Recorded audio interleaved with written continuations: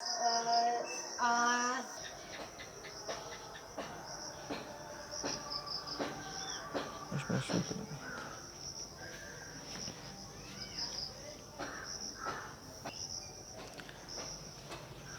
Morning student. तो आज हम आ गए 9th क्लास जो भारतीय भवन बुक का ये बेसिकली थ्योरी है जो फर्स्ट चैप्टर से रिलेटेड है। तो इससे पहले भी एक फर्स्ट पार्ट वीडियो अपलोड कर चुका हूँ और इसका ये सेकेंड पार्ट इस थ्योरी का है। तो पार्ट सेकेंड है ये जो फर्स्ट चैप्टर की सबसे पहले होती है। चैप्टर से जाने से पहले उसका बेसिक चीज़ जानना ज़रूरी होता है। तो इसलिए ये दूसरा पार्ट है। तो आप लोग पूरा वीडियो के अंत तक बना रहिए और एक एक बात को समझ करके जान करके आगे बढ़ते चलें। और हाँ, जो इस चैनल पे जो इस बार अभी जो न्यू में देख रहे होंगे, जो फर्स्ट बार देख रहे होंगे, उनसे रिक्वेस्ट है इस चैनल को सबसे पहले सब्सक्राइब करें, लाइक करें।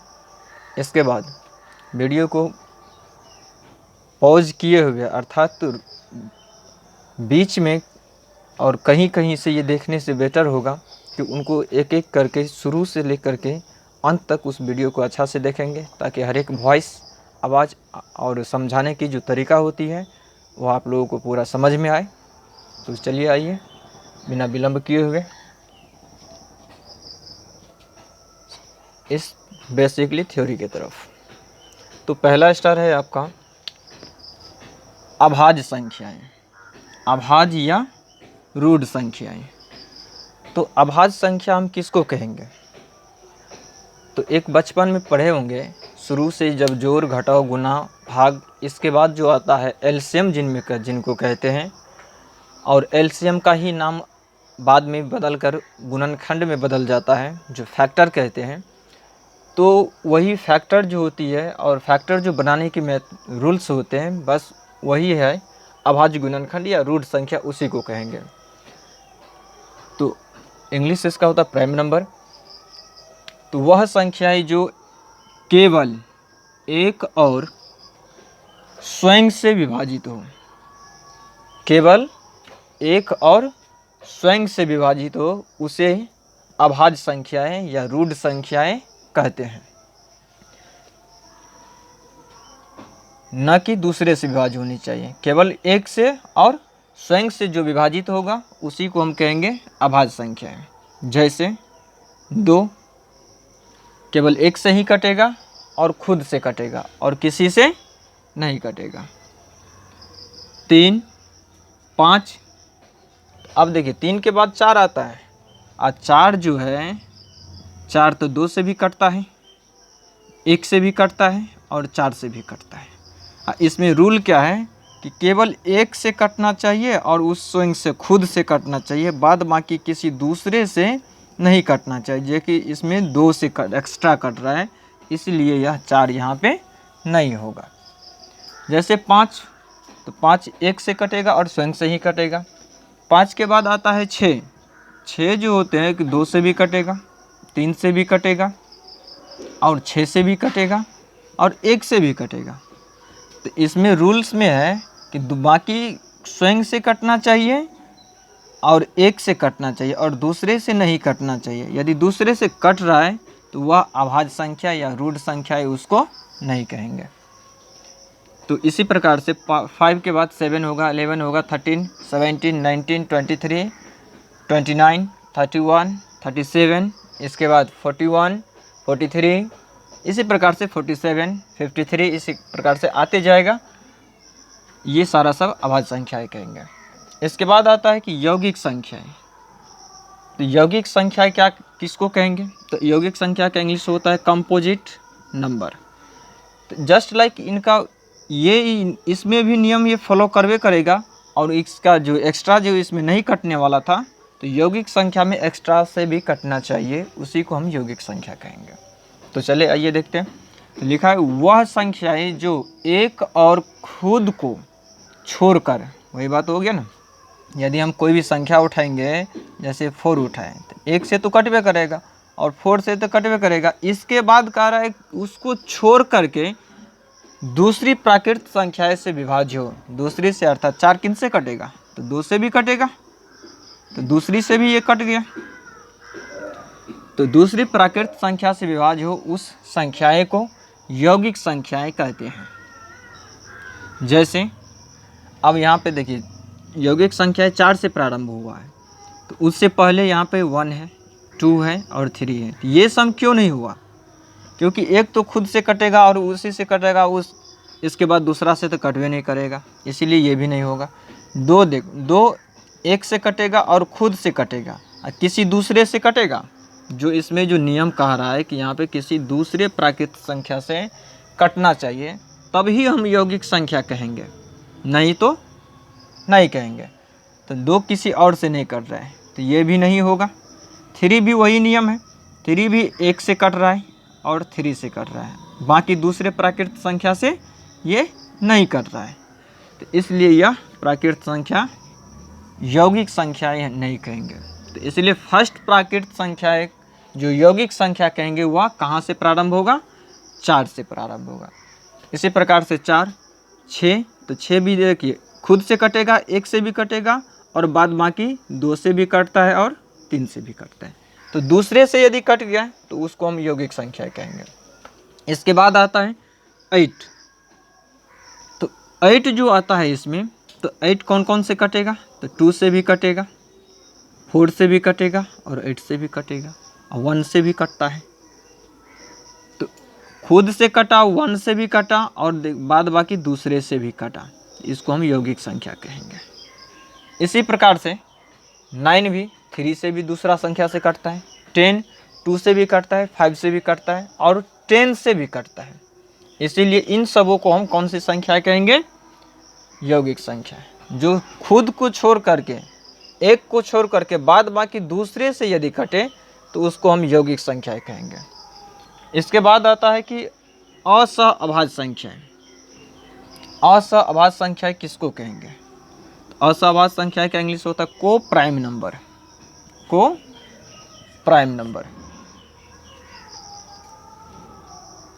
तो को प्राइम नंबर में कम से कम 2 प्राकृत संख्याएं होनी चाहिए और उस 2 प्राकृत संख्याएं का मस जिनको हम HCF कहते हैं, HCF मस जो होती है उसको कितना होना चाहिए, दोनों का मस 1 होना चाहिए। उसी दोनों संख्याएं को या प्राकृत संख्याएं को हम असहअभाज्य संख्या कहेंगे। तो अब यहाँ पे लिखा हुआ है वैसे 2 प्राकृत संख्याएं, प्राकृत अर्थात गिनती की संख्या, तो वैसे 2 प्राकृत संख्याएं जिनका मस 1 के बराबर हो, यहाँ पे होगा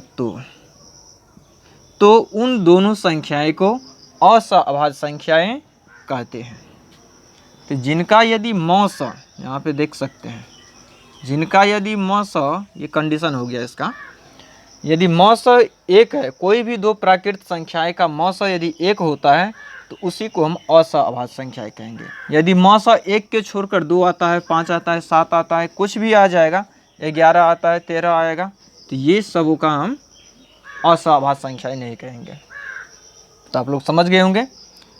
तो जैसे में यहाँ पे देख लीजिए 4 और 5, तो 4 और 5 का मस क्या होगा, तो 4 का गुणनखंड क्या होगा, 1 भी होगा, 2 भी होगा और 4 भी होगा।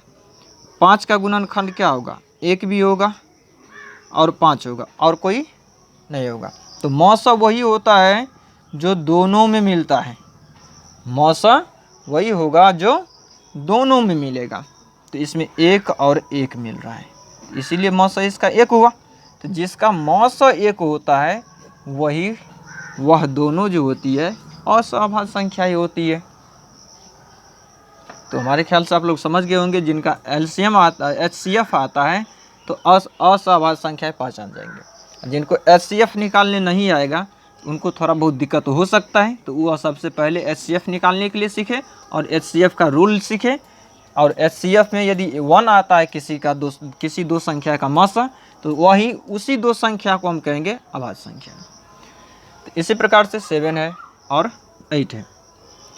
तो 7 8 में भी इन दोनों में कुछ गैप नहीं है, 1 ही गैप है। 7 सेट में जाएंगे 1 हुआ, तो इसलिए इसका मौसा एक ही होगा। और याद ये भी एक बेसिकली याद रखना है कि कोई भी दो प्राकृत संख्याएं जो लगातार होनी चाहिए, कोई भी दो लगातार प्राकृत संख्याएं का मौसा सर्वदा एक होता है, अर्थात हमेशा हमेशा एक होता है।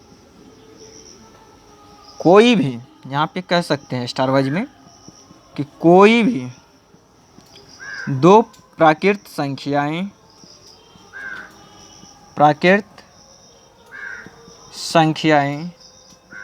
का HCF, कोई भी दो प्राकृत संख्याएं का HCF, कोई दो लगातार होगा, सॉरी, कोई दो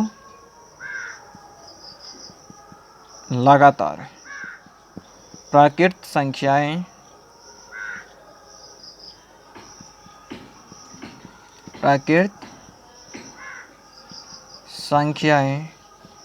का मौसा, जिनको इंग्लिश में HCF कहते हैं, मौसा हमेशा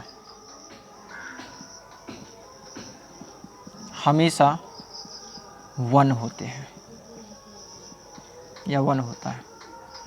तो ये याद रखना है, कोई भी दो प्राकृत संख्याएं होना चाहिए, वह संख्या लगातार होनी चाहिए। जैसे कि 1 लिखेंगे तो 2 होना चाहिए, 3 लिखेंगे तो 4 होना चाहिए, या 10 लिखेंगे तो 11 होना चाहिए। तो उस दोनों प्राकृत संख्या का यदि हम HCF निकालेंगे, मौसा निकालेंगे, तो उसका उस समय में जो है आपको एक ही आएगा। तो उस बात को ध्यान में रखेंगे। तो ये लॉजिकली हो गया, आपको याद रखना है। यदि ये याद आए तो ऑब्जेक्टिव में आपको नहीं छूट सकता है कि यहाँ पे क्वेश्चन इसका ये डायरेक्टली होगा कि कोई भी दो प्राकृत संख्याएं का मौसा निम्न में कितना होता है। तो 1 2 3 4 रहेगा, तो उस टाइम में आपको 1 में ही टिक लगाना है, तो आपका सही होगा। यदि 2 में लगाते हैं, 3 में टिक लगाते हैं, 4 में लगाते हैं, तो वो आपका आंसर गलत माना जाएगा और गलत हो जाएगा। नेक्स्ट है धनात्मक पूर्णांक। तो अब देखिए धनात्मक पूर्णांक कहाँ से शुरू होता है। तो एक रेखा जो होती है, एक कहा जाए तो इनको मिटा दिया जाए, एक रेखा जो होती है उस पर यदि हम उस पर यहाँ पे यदि 0 माने तो धनात्मक किधर होगा, तो धनात्मक राइट साइड होता है।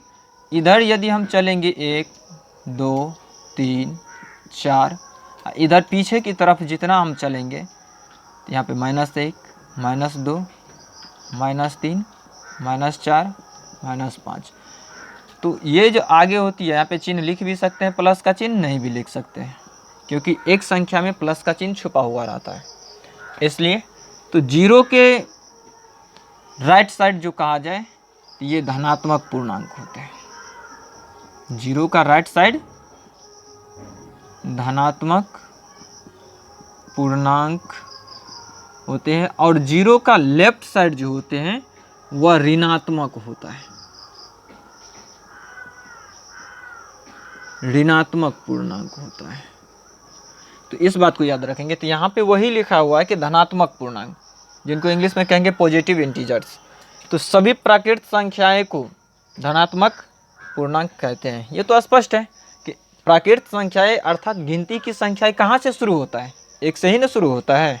और 0 में तो न प्लस का वैल्यू न माइनस का वैल्यू, तो वह 0 नगण्य होती है, यानी उसमें कोई चिन्ह का असर नहीं पड़ता है। इसीलिए 0 को छोड़ के, या ये भी कह सकते हैं पूर्ण संख्या, इसको यहाँ पे प्लस भी, ये भी 0 भी तो आ जाएगा ना, इसमें प्लस का चिन्ह लगा देंगे तो ये भी आ जाएगा।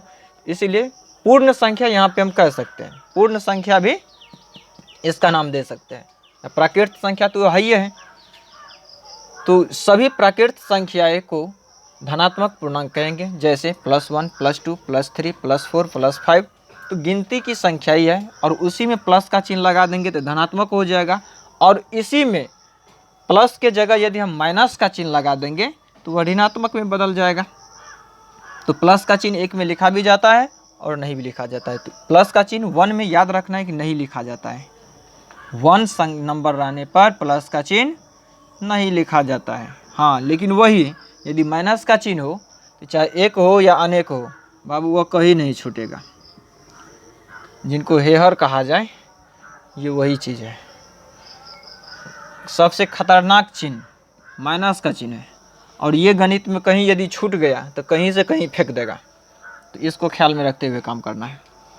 तो आगे है अगला स्तर, ऋणात्मक पूर्णांक। तो ऋणात्मक पूर्णांक इंग्लिश में इसको क्या कहेंगे? Negative integer. तो अब यहाँ पे देखो वही हुआ कि सभी प्राकृत संख्या में घटाओ का चिन्ह अर्थात माइनस का चिन्ह, है ना। प्राकृत संख्या में यदि माइनस का चिन्ह लगा देंगे तो वह चिन्ह लगा देने से वह ऋणात्मक पूर्णांक में बदल जाता है। चिन्ह लगा देने से ऋणात्मक पूर्णांक में बदल जाता है। तो अब उसी प्राकृत संख्या में प्लस का चिन्ह लगाएंगे तो धनात्मक होगा, माइनस का चिन्ह लगाएंगे तो ऋणात्मक होगा। तो यही इस चैप्टर के लिए था। तो आप लोग बना रहिए, और अगले वीडियो में इसके बाद हम लोगों से फिर मिलेंगे। तत्काल के लिए जय हिंद।